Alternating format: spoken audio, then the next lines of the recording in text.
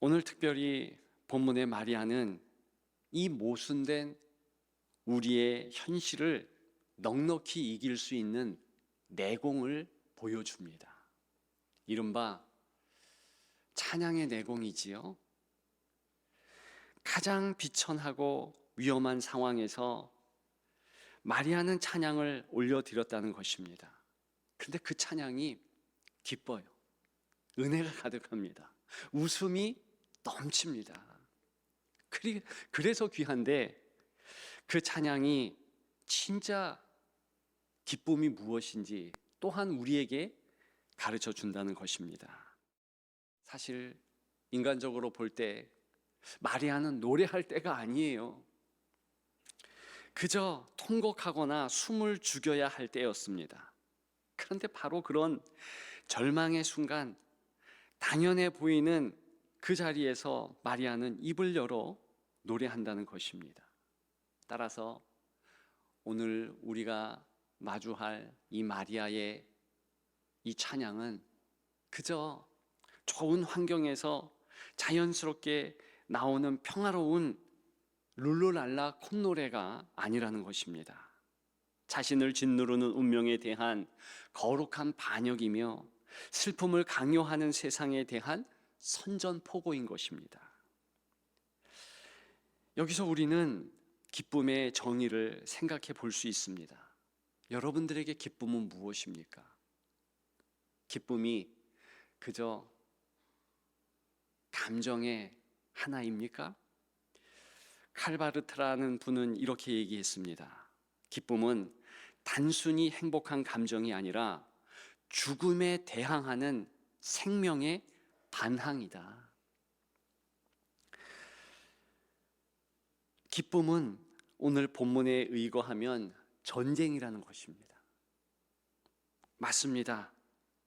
기쁨은 죽음에 대항하는 생명의 반항이 맞고요, 정말 전쟁이 맞습니다. 마리아가 터뜨린 기쁨은 단순한 감정의 파동이 아니었습니다. 그것은 기존 질서를 뒤흔드는 거대한 전쟁 선포였고 전쟁 그 자체였습니다. 여러분, 마리아의 찬가가 역사적으로 얼마나 위험한 노래로 취급받았는지 아십니까?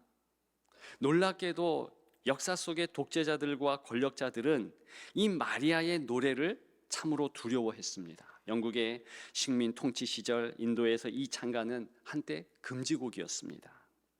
1980년대 과테말라 정부는 이 노래가 가난한 농민들에게 혁명을 부추길까 두려워 공개 낭독도 금지했습니다. 아르헨티나 군세 독재 시절 자식을 잃은 어머니들은 광장에 모여서 이 노래를 부르며 총칼 앞에 저항했습니다. 도대체 왜 권력자들은 시골 처자의 이 노래를 그토록 무서워했을까요? 이 노래가 지금은 질서가 엉망이고 마음에 들지 않지만 영원하지 않다. 바로 이 사실을 폭로했기 때문입니다. 52절이지요. 권세 있는 자를 그 위에서 내리치셨으며 비천한 자를 높이셨고 말씀하고 있습니다. 이 찬양의 내용이 무엇입니까? 하나님이 결국 약자편에 서서 세상을 뒤집으실 것이라는 강력한 정치적, 영적 상상력을 제공한다는 것입니다. 그러나 절대로 오해하지 마십시오. 마리아의 전쟁, 마리아의 싸움은 칼과 창으로 피를 흘리는 폭력이 아닙니다. 마리아의 무기는 하나님의 긍휼하심과 하나님의 약속입니다. 사람이 무력으로 쟁취하는 전쟁이 아니고 하나님의 주권적인 개입을 신뢰하며 부르짖는 그런 믿음의 전쟁이라는 것입니다. 그렇다면 오늘 저와 여러분들에게 이 부분을 적용해 볼 수 있습니다. 마리아가 로마 제국과 헤롯 왕의 서슬퍼런 그런 권력 앞에서도 기쁨을 노래했듯이 우리 또한 우리를 짓누르는 어둠의 세력 앞에서 기쁨을 노래해야 하는 것입니다. 사탄은 세상을 통하여 오늘도 우리에게 속삭입니다. 너는 끝났다. 세상은 변하지 않는다. 상황도 변하지 않는다. 그냥 우울하게 있어라. 이것이 사탄의 통치 방식이라는 것입니다. 바로 이때 우리가 해야 할 전쟁은 무엇입니까? 억지로 입술 꼬리를 올리라는 것이 아닙니다. 마리아처럼 하나님이 하실 일을 미리 내다보며 상황을 역전시키실 하나님을 선포하는 것입니다. 이 선포하는 행동 자체가 기쁨이라는 것이지요. 그것이 성경이 우리에게 가르쳐주는 오늘 본문의 내용인 것입니다. 슬픔이 몰려올 때 찬송을 부르는 것은 전쟁입니다. 절망적인 상황에서 감사를 찾는 것은 그 자체로 싸움 아닙니까? 마리아에게 기쁨은 현실 도피가 아니라 이 현실을 정면으로 돌파하는 가장 강력한 무기였습니다. 그렇습니다. 기뻐하는 자만이 사탄의 견고한 진을 피할 수 있습니다. 저는 바로 그런 마리아 같은 여러분들이 되시기를 주님의 이름으로 축복합니다. 그 일을 위하여서 우리 하나님께서는 기쁨의 또 다른 면을 부각시킵니다. 그것은 연결이지요. 오늘 본문을 보게 되면 이 마리아의 즉각 움직이는 모습이 포착이 됩니다. 어떤 모습입니까? 마리아가 서둘러 유다의 산골로 갔다라고 말하지 않습니까? 나사렛에서 그곳까지 무려 120km가 넘는 험한 길이었습니다. 근데 듣자마자 움직입니다. 이제 배가 불러가고 이제 몸이 힘들어가는 그런 때인데 왜 그토록 급하게 떠나 것입니까? 그것은요, 그저 동네에 있으면 수치와 비난, 심지어 돌에 맞아 죽을 수도 있는 공포 때문만은 아니었습니다. 그럴 수도 있지요. 그러나 제가 볼 때는 이때의 나이도 어리고 여러 가지 환경이 쉽지 않지만 모든 것을 감내할 준비가 된 마리아였습니다. 그냥 동네에 있으면 돼요. 그런데 하나님은 천사를 통하여서 이제 친지 엘리사벳, 절대로 아이를 가질 수 없는 나이에 이 친척이 아이를 갖게 되었다. 그 소식도 전하게 됩니다. 왜 전했을까요? 쫓아가라는 것이죠. 그곳에 가보라는 거 아닙니까? 그래서 여러 가지 상황들을 뒤로 하고 엘리사벳에게 갔다는 것입니다.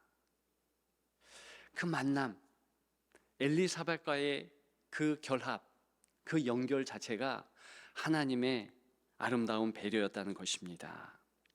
마리아가 문을 열고 들어섰을 때를 상상해 보십시오. 이 엘리사벳은 마리아를 위아래로 흩어보며 비난하지 않았습니다. 대신 성경에 보니 성령이 충만하여 그녀를 축복했다 했습니다. 그때 마리아를 짓누르던 죽음의 공포는 사라지고 깊은 유대감과 평안이 이 마리아를 감쌌을 것입니다. 생리학적으로 말하면 스트레스 호르몬 코르티솔 이게 없어지고요, 평안의 호르몬이라고 하시어 옥시토신이 강하게 분비되었다, 이런 뜻 아니겠습니까? 진짜 마음이 편안해졌습니다. 그래서 줄줄줄줄 찬양을 할 수 있었다라는 것이지요. 엘리사벳의 이러한 모습을 보면서 하나님은 저와 여러분들에게 어떤 교훈을 주고자 합니까? 우리가 혼자 있으면 안 된다. 신앙적으로 스스로 넉넉하다, 괜찮다, 할 수 있다. 그럴 때에도 반드시 다른 성도들을 찾아가야 한다. 고립되어서 혼자 끙끙 앓고 어려운 그런 상황을 감내하지 말고 나의 두려움을 안아줄 엘리사벳을 찾아가야 한다는 것입니다. 내 안에 계신 예수 그리스도를 보고 반응해 줄 수 있는 영적 동역자를 찾아야 한다는 것입니다. 사실 그래서 우리 교회 공동체가 필요한 거 아닙니까? 우리가 엘리사벳처럼 질타하는 것이 아니고 기도함으로 같이 성령 충만됨으로 그렇게 다독이고 함께하는 은혜, 그것이 교회의 귀한 모습이요, 이것이 하나님이 정말 원하시는 기쁨의 내용인 것입니다. 놀라운 것은 이 마리아가 그저 심리적인 안정을 엘리사벳을 통하여 받지 않았다는 것입니다. 그것 넘어서 이제 함께 예배하는 은혜의 시간을 갖게 되었다. 41절과 44절에 보면 마리아의 인사를 들었을 때 엘리사벳의 태중에 있던 세례 요한이 뛰놀았다라 했습니다. 이때 뛰놀았다라는 이 헬란말, 이 단어는요 굉장히 귀한 단어입니다. 특히 히브리 말인 구약 성경을 헬란말로 바꾼 성경 70인역이라는 그 성경을 보게 되면 오늘 본문에 이 뛰놀았다, 즉 이 태중에 있는 세례 요한이 이제 막 태동을 했다. 사실 태동 그것을 넘어서서 엄청난 움직임을 나타내고 있는 단어인데요, 이것이요 바로 다윗 왕이 하나님의 언약궤가 들어올 때 그 앞에서 춤추며 뛰놀았던 사무엘하 6장 16절 그 장면을 나타내는 단어라는 것입니다. 무엇을 의미합니까? 오늘 본문 이 자체가 말 그대로 예수님을 중심으로 한 예배라는 것입니다. 마리아 혼자서 알 수 없었던 예배의 기쁨이 엘리사벳과 연결되어 때, 또 엘리사벳 태중에 있는 이 세례 요한 연결될 때, 그럴 때 이제 예배의 기쁨이 폭발한다는 것입니다. 초대교회 성도들은 오늘 이 장면을 보면서 마리아는 살아있는 언약궤가 분명하다. 왜냐하면 지금 구약의 언약궤 앞에서 다윗 왕이 춤추지 않았습니까? 근데 똑같은 그 단어로 태중에 있는 세례 요한이 춤을 췄다. 바로 그 모습이 예배의 모습이라는 것입니다. 예배자는 이렇게 반응하게 되어 있습니다. 예배자는 서로 연결되면 감사가 넘치고 기쁨이 충만하게 되어 있습니다. 때로는 내가 낙심하고 때로는 내가 어려움이 있다 손 쳐도 그것이요 다른 이들의 반응을 통하여서 함께하는 그런 기쁨이 그대로 이제 연결 속에서 전달되고 세상이 줄 수 없는 진짜 기쁨, 감정적으로도 터져 나온다는 것입니다. 그것을 우리가 꼭 기억하십시다. 기쁨은 정말 감정을 넘는 행동입니다. 우리가 함께 예배 드림에 연결되었고 서로 얼굴을 대면할 때 이러한 은혜가 넘칠 줄 믿습니다. 또 한 가지 교훈이 있는데요, 기쁨은 훈련이라는 거지요. 오늘 본문 갑자기 이 마리아가 찬양하고 성령에 취해서 즉흥적으로 노래를 지어 불렀다, 그런 뜻이 아닙니다. 오늘 마리아가 부른 찬양을 보게 되면 사무엘상 2장에 나오는 사무엘의 어머니 한나의 노래와 몇 가지 이유에서 비슷하고요. 또 시편 103편, 또 98편, 하박국 3장의 고백들이 마리아의 노래 곳곳에 녹아 있다는 것입니다. 이것이 뭘 의미할까요?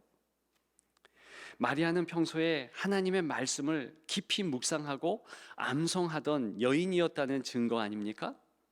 그녀의 영혼은 말씀으로 가득 채워진 저장고였습니다. 그랬기에 인생 최대의 위기가 닥쳐와 그녀를 쥐어짜자 그 안에서 불평이나 비명이 아니라 저장되어 있던 말씀과 찬양이 흘러나온 것입니다. 기쁨은 위기 때 갑자기 생기는 것이 아니라 평소에 쌓아둔 말씀이 터져 나오는 그 자체가 기쁨이라는 것입니다. 요즘 뇌과학에서 신경가소성이라는 개념을 통해서 유의미한, 어쩌면 오늘 본문의 이해를 돕습니다. 우리의 뇌는 우리가 반복하는 생각과 말에 따라 어떤 물리적인 회로를 바꾼다 합니다. 즉 길을 트는 것이지요. 매일 걱정과 불평을 반복하면 우리 뇌에는 우울과 불안의 고속도로가 뚫립니다.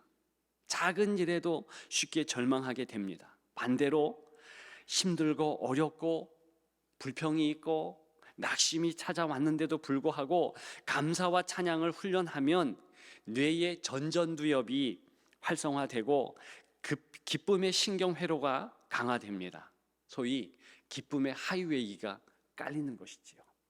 그래서 어려운 일에도 작은 긍정적인 것을 찾고 감사의 내용을 쉽게 발견할 수 있다는 것입니다. 그래서 히브리서 기자가 말한 찬송의 제사를 여러분들은 드려야 한다는 것입니다. 왜 찬송의 제사일까요? 제사는 죽음을 의미하는 겁니다. 희생을 의미해요. 그저 내가 기쁠 때, 내가 감정에 취해서, 내가 너무 좋아서, 상황이 좋으니까 흥얼흥얼 노래 부르고 찬양을 하는 것, 그것은 말 그대로 노래일 따름일 수 있지요. 그것도 귀한 모습이지만 오늘 본문에서 저와 여러분들이 나눠야 할 찬양의 제사는 그런 것이 아니고, 감정이 우울과 불안에 짓눌려 있을 때 의지적으로 하나님을 신뢰하여 드리는 그런 찬양, 바로 그 찬양이 찬양의 제사이고 오늘 본문에 마리아가 부른 찬양이라는 것입니다. 찬송과 감사는 우리 뇌를 변화시킵니다. 그런 의미에서 기쁨은 저절로 찾아오는 손님이 아닙니다. 우리가 불러드려야 할 능력이며 우리가 확장시켜야 할 능력인 것입니다. 벼랑 끝에서 의지적으로 드리는 찬양은 우리를 영적 침체와 우울의 늪에서 건져 올리는 가장 강력한 생명줄이 될 것입니다. 여러분, 우리는 전쟁 중인 것 아십니까? 이 사단은 다른 말로 하면 슬픔의 영이에요.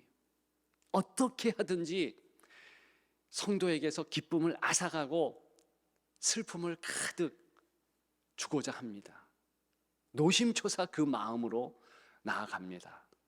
사탄이 진정으로 하나님의 마음으로 우리를 축복하는 그 마음으로 우리를 향하여 웃는 것 보셨습니까? 그런 표현 자체가 성경에 없습니다. 표독하게 우리를 노려보고 슬픔을, 낙심을, 절망을, 그래서 무너지기를 원하는 그런 모습이라는 것입니다.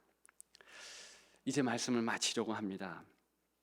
오늘은 대림절 세 번째 주일입니다. 전통적으로 이 주일을 가우테테 주일이라고 부릅니다.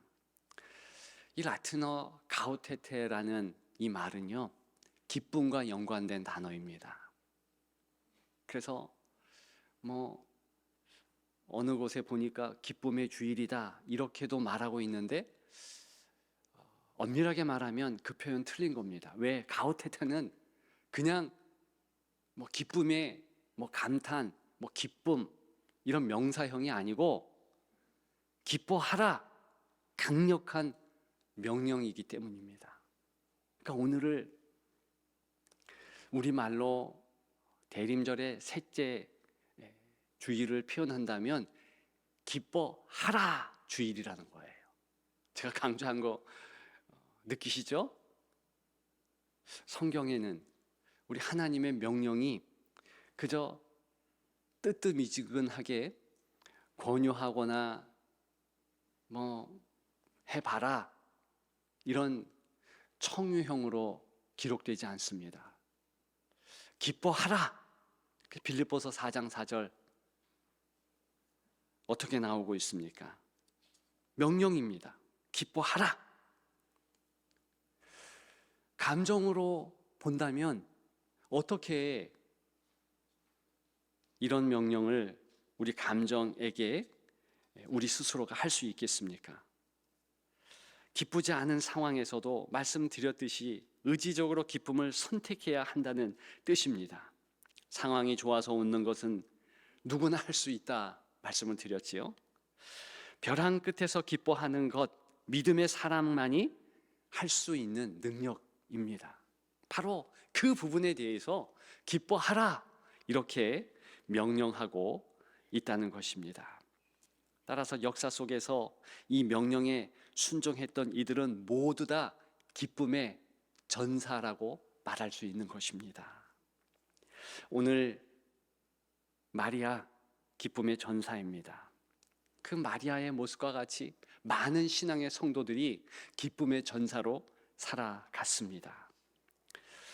제가 좋아하는 몇몇 사람들을 소개해 드릴까요? 통일 찬송가, 지금은 이제 21세기 찬송가로 바뀌었죠. 80장 보게 되면 주 하나님 크신 능력이라는 아주 아름다운 찬송가를 쓴 윌리엄 쿠퍼, 이 사람을 아십니까? 이분이요 몇 번이나 자살 시도를 할 정도로 심각한 우울증과 정신적 발작에 시달렸던 사람이었습니다. 깊은 어둠 가운데 있을 수밖에 없는 삶이었지만 그는 끔찍한 우울과 싸우며 하나님의 섭리를 찬양하는 그런 가사를 썼습니다. 승리했지요.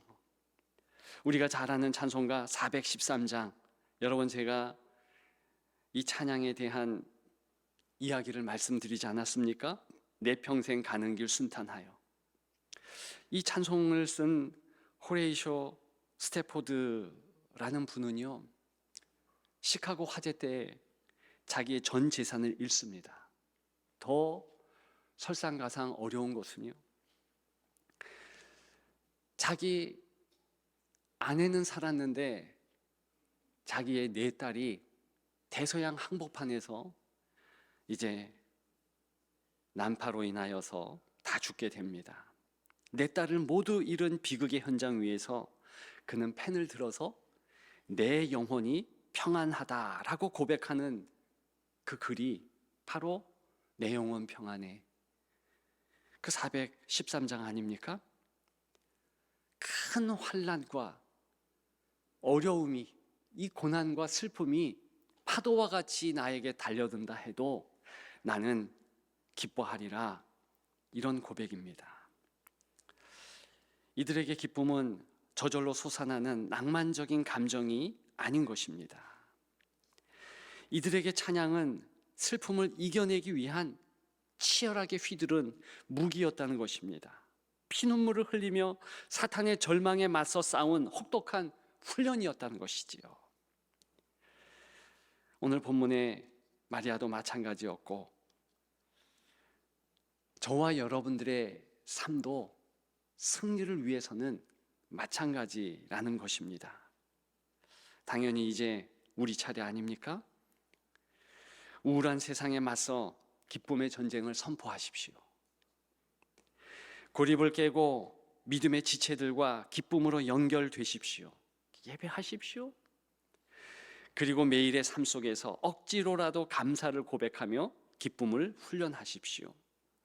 그럴 때 여러분들의 상황이 마리아처럼, 윌리엄 쿠퍼처럼, 스패포드처럼 어두울 바로 그런 시간조차도 그러한 때가 가우데테 기뻐하라는 명령에 순종하여 사탄의 머리를 밟을 때입니다. 그 찬양은 기뻤다. 먼 훗날 여러분의 인생을 돌아볼 때 이 고백이 저와 여러분들의 간증이 되기를 주님의 이름으로 축복합니다.